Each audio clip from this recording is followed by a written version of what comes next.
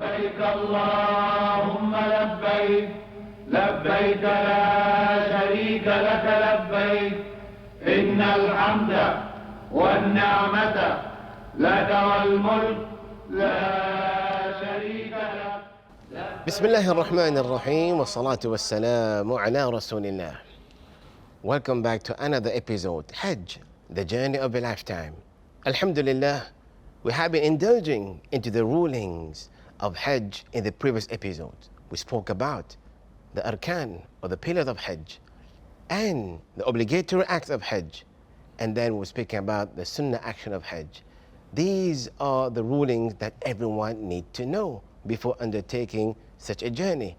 Alhamdulillah Rabbil Alameen, we have our beloved Sheikh with us, Sheikh Dr. Muhammad Salah. Assalamu alaikum. Wa alaikum salam wa rahmatullahi wa barakatuh, Sheikh Yaz. May Allah bless you and your family. And thank you for hosting me again. Barakallahu feek. Such a pleasure to have you here, Sheikh. Pleasure and is mine. Alhamdulillah Rabbil Alameen, throughout the episodes, indeed, the enlightenment that you have actually shown to us has actually made or paved the way to Hajj easy by the words of Allah Azza wa Jal. May Allah accept. Barakallahu feek.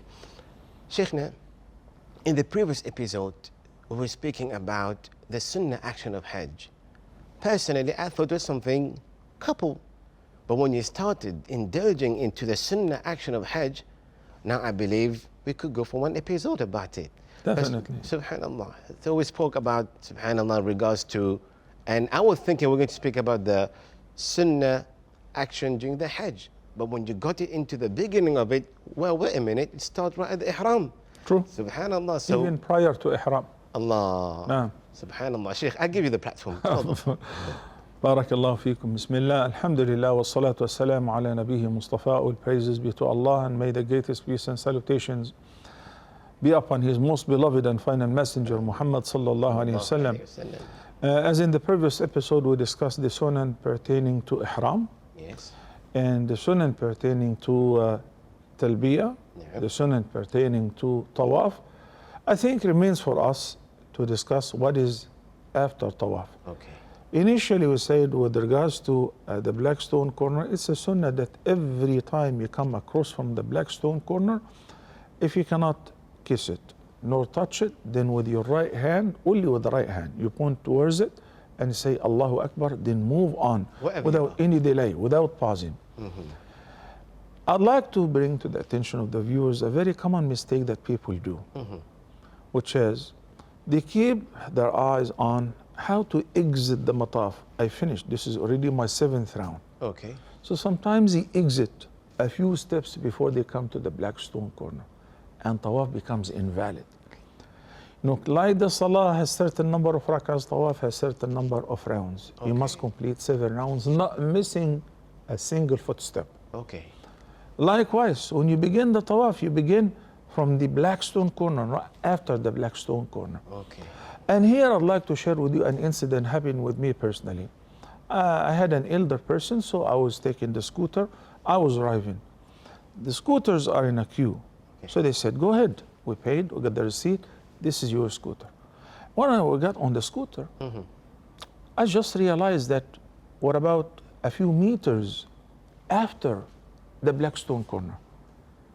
Because this is the queue of the scooters. Yes.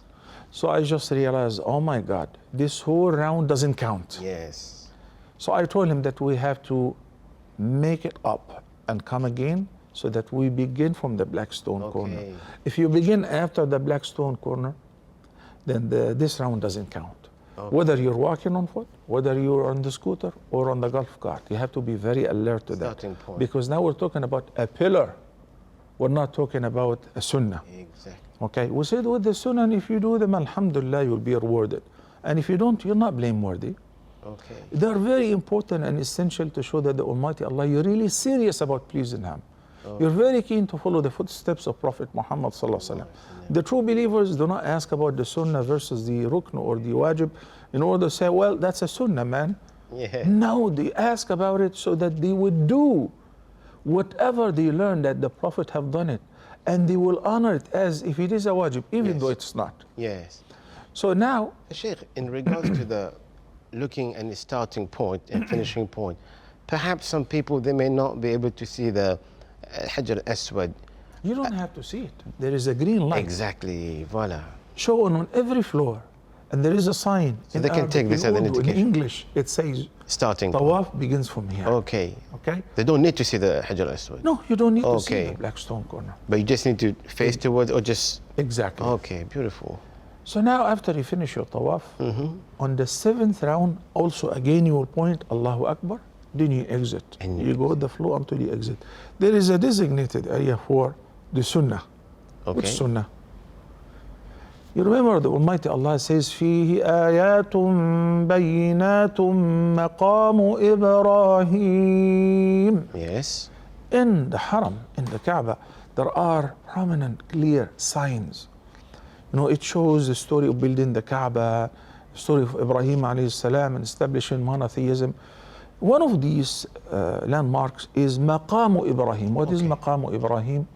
A stone which he used to stand on in order to build The the Kaaba. rows of the Kaaba. Okay. So it left his footprints. Subhanallah. Okay, it was attached to the Kaaba. Then because people want to pray there, you know, at the time of Umar al-Khattab, they moved it further. Okay. So that the people can do tawaf. Now it is in the middle of the mataf. Okay. People should understand that it's a landmark to see. Okay. You know, that this is where Ibrahim alayhi salam stood upon in order to build the Kaaba, and that's it. That's it. Is there any source of blessing to touch it, to wipe upon it, or upon the showcase, which is, guarded and protected, Maqam Ibrahim? Not at all. Nothing. But you see So you many don't people. point, you don't touch, you don't wipe your ihram upon Yes, it, or ladies take off their scarves and they wipe it upon it. None of that is permissible. Okay. The Prophet ﷺ, upon finishing tawaf, every tawaf, whether it is the rukn or it is the tawaf which is sunnah and nafila or the greeting of the masjid, there is a sunnah which is to pray 2 rak'ahs Okay. upon completing tawaf, even during the awqat which is disliked to pray any prayer. But this is a sunnah related to tawaf. The sunnah is to keep maqamu Ibrahim in front of you. But guess what? This is literally impossible. And we still see some people who are powerful, they protect their masturas, their women, Yeah. go ahead and pray. And they block the entire mataf. Oh. That's haram. That okay. So the sunnah now is, it is haram to do it here. Why? Because there are tens of thousands of people who are doing tawaf. You don't block their way. Go back. Whether you keep maqam Ibrahim in front of you or anywhere else, as long as you're facing the Qibla, which is the Kaaba, Okay. the sunnah is accomplished. Sheikh, subhanallah, you mentioned something, the word that it is not permissible when someone is about to go kiss the Hajj al-Aswad, and then you mentioned that it is not permissible to harm others at that time. True. And you just mentioned again now that it is not permissible to harm others just to protect your family, and all being in a place where it's not the right place to actually Absolutely. pray. So you mean over here, like, even at that place, you have a good intention, but you're harming others, so that's not permissible. No. Okay. Well, as we discussed, I believe in the second episode of this program, good intention itself isn't sufficient. Okay. There must be a good intention and compliance with the guidance of the Messenger of Allah, sallallahu alaihi wasallam. You know, the authorities there, they keep guards in Yes. front of Maqam Ibrahim and the Black Stone. So people think that these guards are offensive and preventing them from Yes, yes. offering the sunnah. But if you think about it, if they're not there, it will be a chaos. Yes. You know, everyone wants to pray there, the mataf will stop. Yes, It definitely. will take even 5 minutes to pray 2 rak'ahs. Yes. For each person, this is unbelievable. So So true. you step back, you go in an area where it is designated, Yeah. you can pray 2 rak'ahs and get up immediately in order to give room for others. Yes. Love for others what you love for yourself. Okay. There is a very interesting sunnah here, which may not be listed among the sunnah. It's a sunnah and it's an advantage and a benefit, which Okay. is drinking from Zamzam water. Okay. But before drinking from Zamzam water, you need to remember that the Messenger of Allah sallallahu alaihi wasallam said, "Zamzam lima shuriba lah." Okay. And he said about it, "إنها طعام طعم وشفاء من سقم." which means Zamzam isn't just a water for drinking to conquer your thirst. It's even a means of feeding. Allah. Some people, and you can survive on only drinking Zamzam water, like Abu Dharr al-Ghifari. And it is a cure from diseases and sicknesses by the leave of the Almighty Allah. It's such a blessed water. It keeps gushing forth to provide water for tens of millions of people on a regular basis until the Day of Judgment. Allah. Subhanallah, it's amazing. Subhanallah. And people take water with them to the States, to Canada, to Europe, to Latin America, to Russia, to China, non-stop. MashaAllah, la quwwata illa billah. So when the Prophet ﷺ said, Zamzam lima shuriba lahu, the water of Zamzam is for whatever intention you drink it with. How to go about it? I want to make dua, then drink from Zamzam water. So drinking from Zamzam water will enhance the acceptance of your dua. Allah, subhanallah. Rasulullah ﷺ made a long dua after performing tawaf and after praying the 2 rak'ahs. Okay. Then you drink from Zamzam water. How much? Until you fill your abdomen, your stomach. You feel like you're full. Allah. Drink as much as you can. Since it's a cure. So if I drink it with the intention that, oh Allah, me and my wife have been trying to have a child. Oh Allah, bless us with a child. You will get it. I know. By the leave of the Almighty Allah. You know, my boss at work is giving me a hard time. Oh Allah, make it easy for me to find a better job, to get promoted. But always, as Allah advised, keep balance between the demands of the dunya and the requirements of the hereafter. Okay. يعني, in other words, if you just say, رَبَّنَا أَتِنَا فِي الدُّنْيا حَسَنَةً وَفِي الْآخِرَةِ حَسَنَةً وَقِنَا عَذَابَ النَّارِ, it will be sufficient. Compasses everything. رَبَّنَا هَبْ لَنَا مِنْ أَزْوَاجِنَا وَذُرِّيَّاتِنَا قُرَّةَ أَعْيُنٍ وَاجْعَلْنَا لِلْمُتَّقِينَ إِمَامًا. Our Lord, grant us from our spouses and our offspring comfort for our eyes and make us leaders for the pious.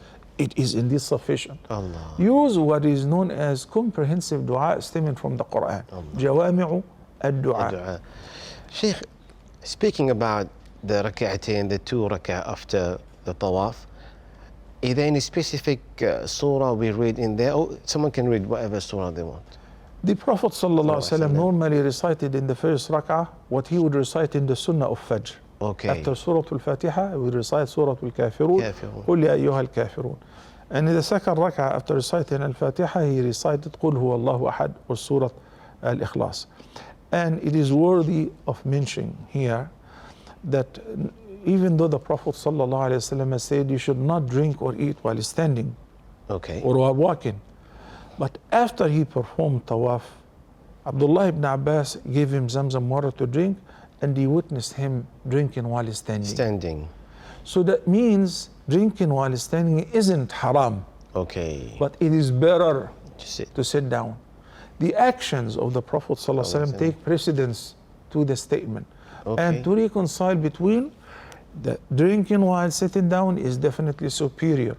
But what if you're in a situation performing tawaf in a bus, in the train, standing, you know, it's okay. You can drink while standing. Whether Zamzam or any other water, by the way. Subhanallah. Sheikh, you mentioned Zamzam that actually fill you up as a nourishment. Subhanallah. Sheikh, that's very true. Because in the haram, sometime when you fast, maybe even in Ramadan, and you break your fast with tamar, dates, and Zamzam water. Subhanallah, it keeps you sometimes even until after Taraweeh. Well, I remember coming from Houston, Texas, and even driving to Houston for a couple hours, then taking a flight to New York, and then from New York to Saudi, to Jeddah, all of that while fasting. You know, people are coming for Umrah, so we like to fast. You have the concession to break your fast, but we think we can do it. They reach in the haram, and it's already Taraweeh. So we enter before Maghrib, we do our Umrah, and we're sitting now. So I say to myself, definitely, once I pray Maghrib, I will run to break my fast. I like to grab a burger. I like to do this. It's all halal, you know? Okay. Then after I pray Maghrib, I find that everybody is offering you yogurt, dates, even some bread, and Zamzam water. So I happen to eat and drink Zamzam water. Then I said to myself, Subhanallah, I don't need to eat anymore. You know what? Let me pray Isha, Then I will skip Taraweeh and grab something to eat. I pray Isha and I'm still full. Taraweeh and I'm still full. Allah. So I kept on trying this, not just myself and others. I was just realized that whenever you go for Umrah, you don't have to worry about taking food with you to the Haram. Why? Always somebody will offer you Zamzam water, a little bit of coffee, and dates, the khajur or the tamr, Allah. and maybe a little bit of bread. Subhanallah, it is more than sufficient. Barakah. It lasts with you even till tahajjud. La ilaha. So true. Indeed. So Zamzam, it is طعام وطعم وشفاء وسقم, as the Prophet ﷺ said. Finish with the sunan of tawaf, alhamdulillah wa shukrillah. Now we proceed towards the third pillar for Umrah, which is Sa'i, نعم. which will be also one of the pillars of Hajj. Hajj. Like after Tawaf or Ziyarah, there is Sa'i, the Sa'i for Hajj. When we begin our Sa'i, we know that the Sa'i, if you make 7 rounds from As-Safa to Al-Marwa, that is the first. It's approximately 400 meters. The return from Al-Marwa to As-Safa, that is the second. Second. Back and forth. You begin from As-Safa, you end up on the 7th round at Al-Marwa. Al-Marwa. Right? Okay. So there are some sunan. This is what is rukn. If you just do it while walking, even without tahara, unlike in the case of Tawaf. tawaf. Tawaf is similar to the prayers. نعم. You must have tahara from the major and minor impurity. If you break your wudu, oops, you have to stop, make wudu and come back. Okay. If you know where you broke your wudu, you can resume from the same Okay. spot or begin this round again from the Start black the stone. round again. But in the case of Siyah, al-wudu is highly recommended and it is not required. Okay. And that applies also to women who may have started their menses after tawaf. Enjoy it. You can do sa'i, No no problem. Okay. Subhanallah. So, because sometimes it's a little difficult to do tawaf, to do wudu while you are in the haram, I'm just bringing to the attention of the viewers that a sa'i is unlike tawaf. Yeah. It doesn't require tahara, but it's a sunnah. Okay. It's a sunnah to be in a state of tahara or wudu upon making dua, Dua. reciting adhkar, right? Yeah. So now, the rukn is to make those 7 trips. Yes. The sunan related to that is to climb as-Safa, face the Kaaba, Okay. and then recite this ayah only once at the beginning of the Mas'a, That's it. The first which time. is to say, إن الصفا والمروة من شعائر الله فمن حج البيت أو اعتمر فلا جناح عليه أن يطوف بهما ومن تطوع خيرا فإن الله شاكر عليم. This ayah, the Prophet ﷺ recited it, which indicates that as-sa'i between as-Safa and al-Marwa is rukn, Okay. is a pillar. Yes. And he said, I begin with what Allah has begun with, in الصف. as-Safa, نعم. then al-Marwa. Okay. So it's recited only once in the beginning while facing the Kaaba. Okay. Then you recite لا إله إلا الله وحده لا شريك له له الملك وله الحمد يحيي ويميت وهو على كل شيء قدير. And you also recite لا إله إلا الله وحده أنجز وعده ونصر عبده وأعز جنده وهزم الأحزاب وحده 3 times. By that you finish the dhikr. You want to send the peace and the blessings upon the Prophet ﷺ. You want to supplicate, fine. But due to the crowd and the rush, if you just satisfy with what we said earlier, and then you descend and you make your way and you go with the flow. Carry on. Yeah. Again, you will see a lot of people busy showing their Yes. The friends, family. loved ones, or their wives what is going on, and keeping others busy with their conversation. لا. Do not be distracted by any of that. Focus on one thing. Try to imagine as if you can visualize Hajar, peace be upon her, Allah. when she's all alone in this place, when there was not a single living creature, not only human beings, but even animals or birds. لا إله. And she's all alone. But she trusts Allah subhanahu wa ta'ala. Subhanallah. When Ibrahim answered her, she said, did Allah order you to do this? He said, yes, indeed. Alhamdulillah. Then we will never get lost. Allah, subhanallah. Like that. And she started doing her homework because she has to breastfeed the baby, Ismail.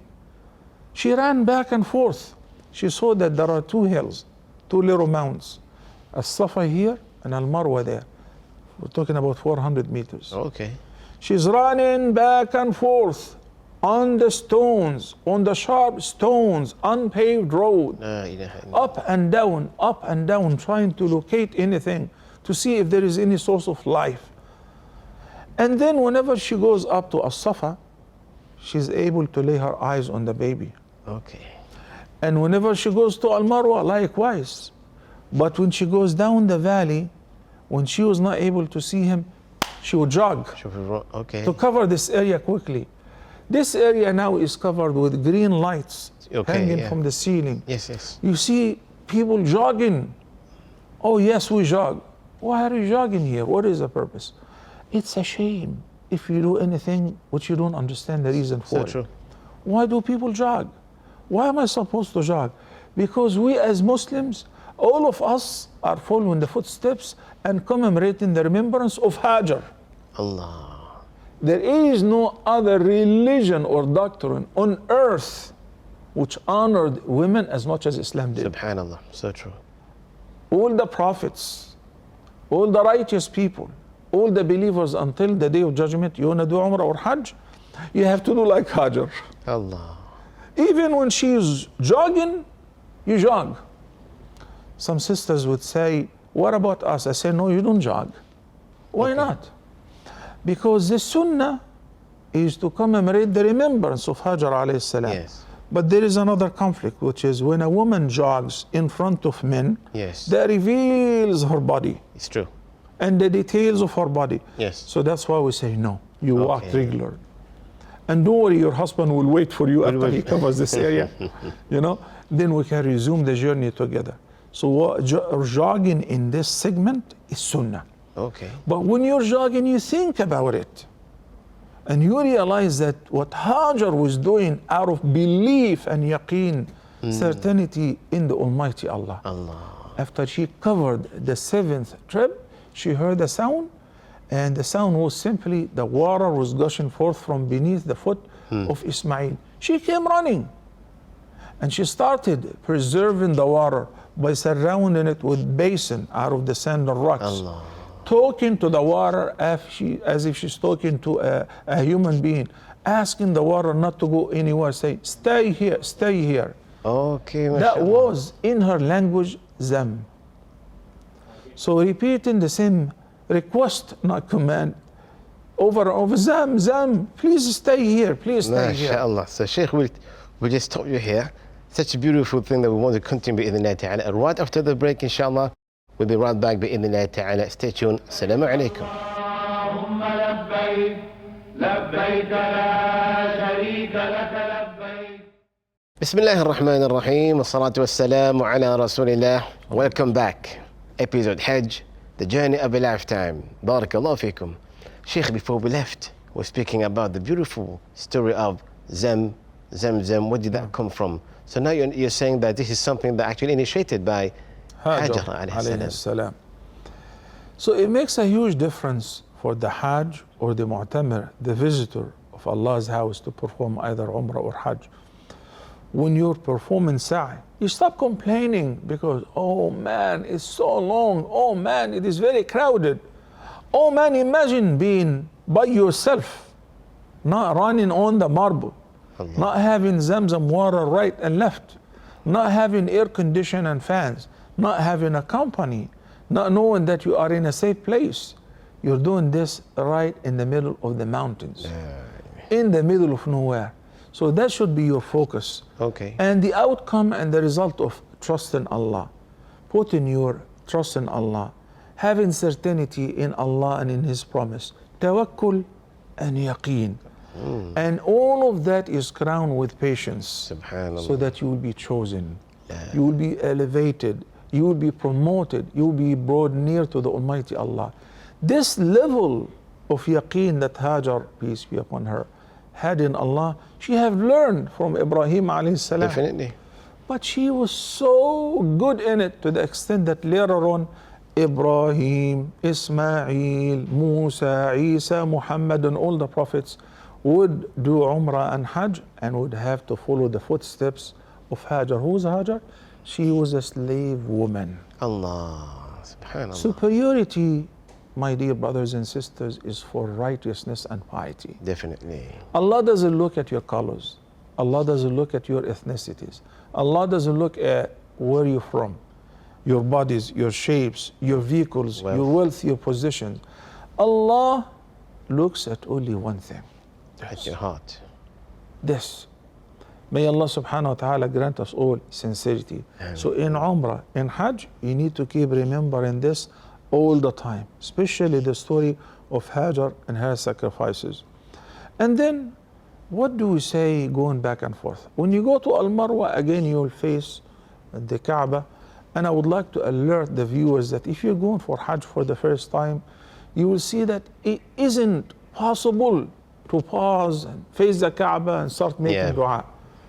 Well, why not? I want to fulfill all the sunnah. Well, because it is not 100 or 200 people. It's 100,000 people. Yes. And more. You know, so we have to keep the flow going. And that's why you can recite these supplications as you're walking. Okay. While you're climbing Al-Marwa, some people say, I like to go to the stones and stand on the stones. Well, the marble going up, this is Al-Marwa and this is As-Safa. That's sufficient. Yeah. Exactly. Okay. So the sunnah is to climb as much as you can, but you don't have to stand on the stones. Okay. Okay. And then you face the Qibla as you're supplicating while walking around and making this round trip. لا إله إلا الله وحده لا شريك له له الملك وله الحمد يحيي ويميت وهو على كل شيء قدير. And then back and forth, keep yourself busy with adhkar, with supplications, with istighfar. And one of the best forms of dhikr, what Allah the Almighty recommended in Surah Al-Kahf, والباقيات الصالحات خير عند ربك ثوابا وخير أملا. The ever remaining righteous deeds, Subhanallah, Alhamdulillah, La ilaha illallah, Allahu Akbar, La hawla wa la quwwata illa billah. Beautiful supplications.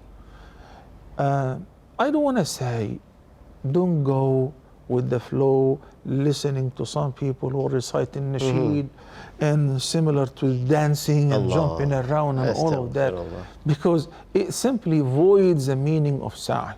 So true. It's something that I want to contemplate. I want to celebrate the praise of Allah between me and Allah. You know, keep it to yourself.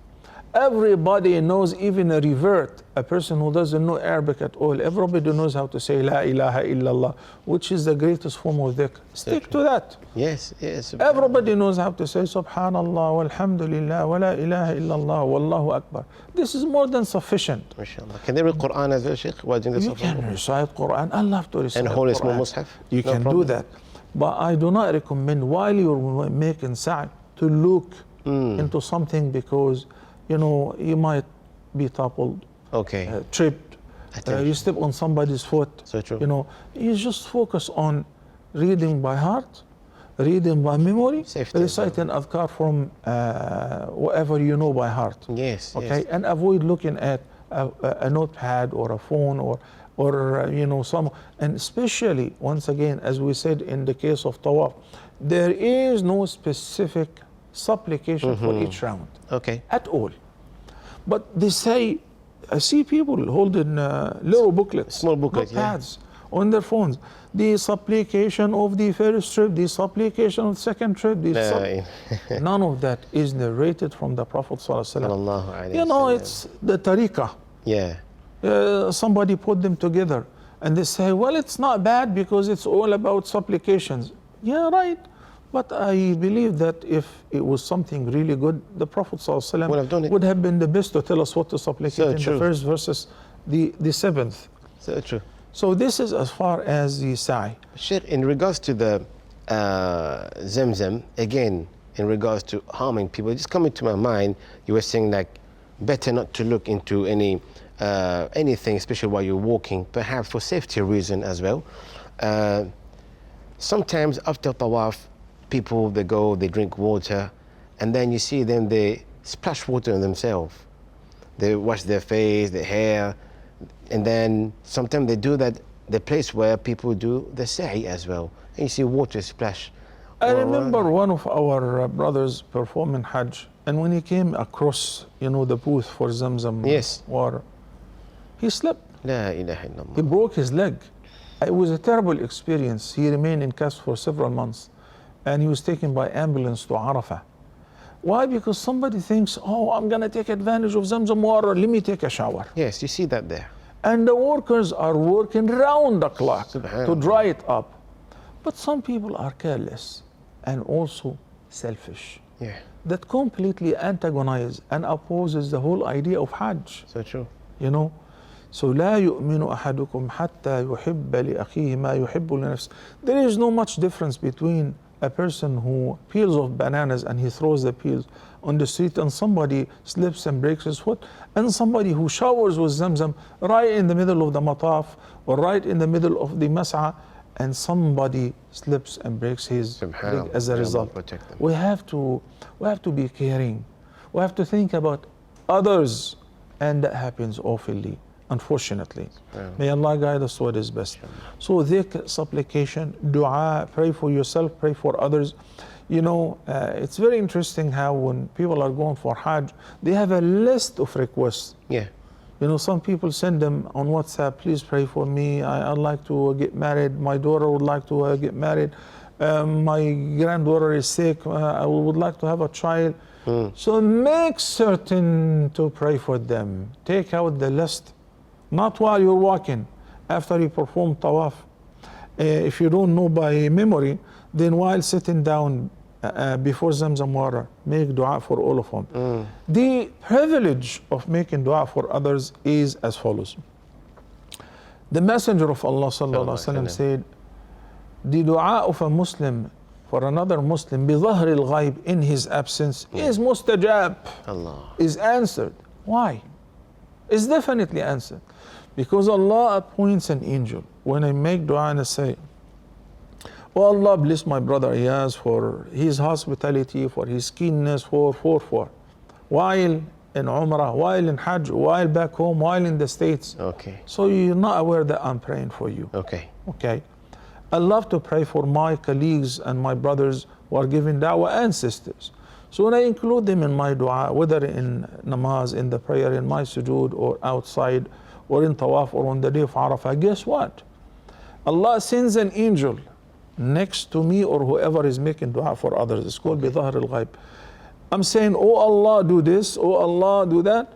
And the angel is saying, Ameen, Ameen. Okay. And oh Allah, give him likewise. Allah. So if I'm asking for cure for somebody, please make dua for me. I have been suffering from colic spasm, from whatever. So I make dua for him or her. The angel is saying, oh Allah, answer his dua and also cure him likewise. Allah. So one of the greatest means of praying for your own self and Subhanallah. answering your own dua Angels is to make pray it for you. others. Subhanallah.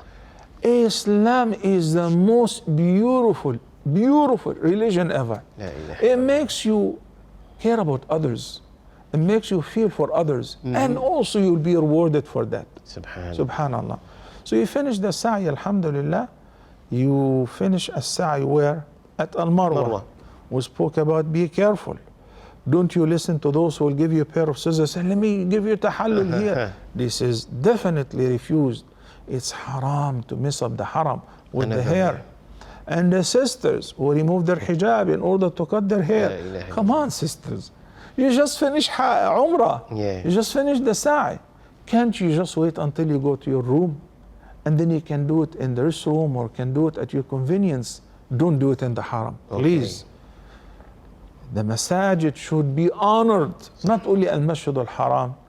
So what about those who spit? Tissues are available everywhere. Why do you spit on the floor? La ilaha illallah. Do you think this is your village? This is the haram. Whether inside the masjid or outside in the courtyard. Because we all pray there. Sometimes Yes. you come to make sujood and somebody. La ilaha illallah. MashaAllah, the workers are working round the May clock. Allah bless them. And some people are offended because, oh, they interrupt our tawaf. Because if they don't do it on a regular basis, Yes. it will stink. Some people are careless. They eat dates and they throw the seeds. So true. When you're performing tawaf, if you step on one of those seeds, it's very painful. Hurtful, yeah. So MashaAllah, we should be grateful to them and thankful and make dua for them. We definitely have to make dua for them. Yes, so true. Finish, alhamdulillah, with the sunan of as-sa'i and the supplications and everything. Now it is time to do tahallul. Okay. What is tahallul? ولا تحلقوا رؤوسكم حتى يبلغ الهدي محله. So we were restricted from shaving any hair from the head, the beard, the mustache, the eyebrows, or even removing any hair from the body. Now it is time to declare that I finished the manasik of Umrah, or I finished the Hajj rituals, and I'm ready to exit the condition of Ihram. Become permissible now. Where I can now wear my regular clothes, wear the nice perfume, cover my head, wear my socks, wear my underwear and everything. Okay. Does that mean you come from the word halal, يعني? Exactly. Halal? Okay. So haram here means secret. You're muhrim. Yes. Okay. And certain things are haram for you to Not do. permissible, okay. Now it is okay to remove the ihram because you've done what? The tawaf and the sa'i for the umrah, or tawaf and sa'i for the hajj. Yes. After you throw the stones. So what do? Shave or trim. And we said that the sunnah is shaving preference, is given preference over mere trimming, but both are okay. Both are fine. And it must cover the entire head for men, and for women only from the end of their hair, the length of a fingertip bottom, with the yeah. scissors. Some sunnah pertaining to tahallul and cutting the hair or getting a haircut or shaving the head. Amazing. Imam Abu Hanifa, may Allah be pleased with him, said that I have learned some interesting sunnah from a barber. Okay. From a barber when he went for Hajj. You know, sometimes we teach things, but when it comes to practice, you may forget. Yeah. Not necessarily you're negligent, but because you don't do it on a regular basis, or maybe because it is your first time. So those who are in it have more experience than the outsiders. So he said, I sat before the barber and I was bargaining with him how much. He said, you know, you don't bargain on the nusuk, ya Hajj. I said, I'm sorry, okay. Then when I sat to get a haircut, he said, Subhanallah, what kind of Hajj are you? You should face the Qibla. So I changed myself and I faced the Qibla. Okay. And when I gave him my head, he said, La hawla wa la quwwata illa billah. Give me your right side first. So the sunnah is to face the Qibla. The sunnah is to shave the right or cut the right side first. You know, then the left side of the head. Then I said, okay. And then I was quiet when he was giving me a haircut. He said, Subhanallah, kabbir, make takbir.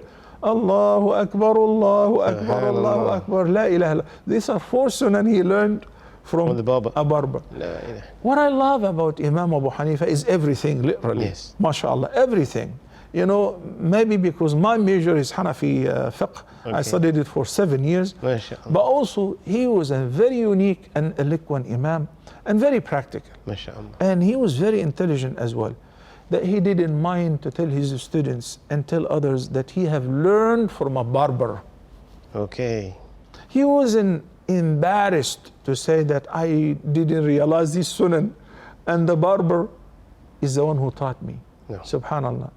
So, to the best of your ability, face the Qibla, ask him to cut or shave the right side first. And while he is doing the hair, you make dhikr of Allah subhanahu wa ta'ala.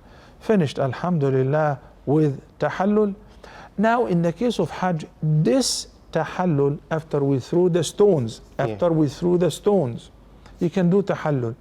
Somebody will say, wait a minute, didn't you say that the order is to throw the stones on the Eid day, which is the 10th day of the month of Dhul Hijjah, then offer your sacrifice, then do tahallul, shave or trim, then go for sa'i and tawaf? Yes. So why did you skip offering the sacrifice, and he said you throw the stones and you go straight for tahallul. Number one, the order, keeping this order is a sunnah, not obligatory. Okay. Number two, people have come to the Prophet ﷺ and said, oh, Prophet of Allah, I totally forgot, and I did tahallul before I offer my sacrifice. I did this before that. The Prophet ﷺ said, if'al wala haraj, if'al wala haraj, as long as you throw the stones first. Okay. And it's only Jamratul Aqabat al-Kubra. The 10th day. The 7 pebbles. We will talk also about the sunan pertaining to throwing the stones shortly, inshallah. But with regards to at-tahallul, when you purchase a voucher for the Hajj, some people think I'm gonna wait until I make sure that my Hajj has been sacrificed. Then you gotta wait for so long. You gotta wait for weeks, because there is no way that they will send you a notification said your particular Hajj, Iyaz or Muhammad Salah, we just sacrifice your Hajj. That's not going to happen. No. Because there is at least 6 million Hajj. La ilaha illallah. Oh yeah. So he did the wakala. Yes. And he asked them, you paid them and you asked them to slaughter your Hajj, consider it done. Okay. And go ahead now and shave or trim your hair and do tahallul. This tahallul gives you access to do everything was restricted during ihram except one thing, which is a husband and wife relationship. Yes. Some of the viewers might say, why do you guys keep talking about the husband and wife relationship? Who cares about having sex during Hajj? Yeah. And who told you that it is haram as long as you are in a state of hil, not ihram? Even if your room, mashallah, is a haram view to have a husband and wife relationship. Maybe because you're traveling by yourself, maybe because you don't have interest, but others do have interest. You know that a lot of couples, they make their honeymoon going for Hajj or going for Umrah. So they're very concerned. They ask us, and that's why we voluntarily bring up these matters. Subhanallah. Exactly. Is it halal if we have a room, haram view, you just pull the curtain, you see the Kaaba?